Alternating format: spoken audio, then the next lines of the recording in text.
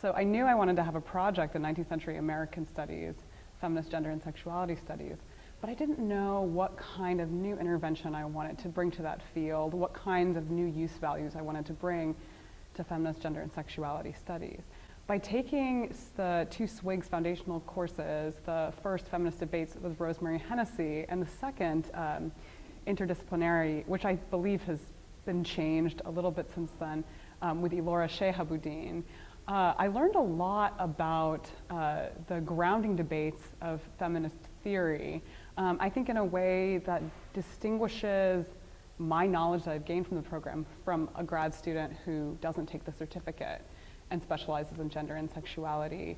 We explored materialist and Marxist debates, talked about different kinds of debates in sexuality studies. And then in Elora's class, we continue that conversation into debates about post-colonialism and empire.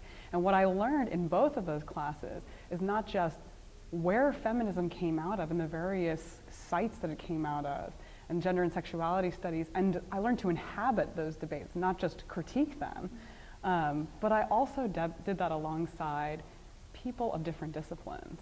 And so in the process, I learned that my discipline has specific parameters and boundaries. Feminist gender and sexuality studies bring certain methodological questions to the table that transforms it.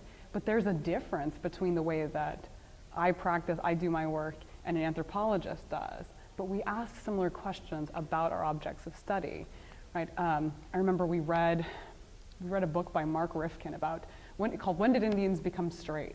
And there the word imaginary cropped up.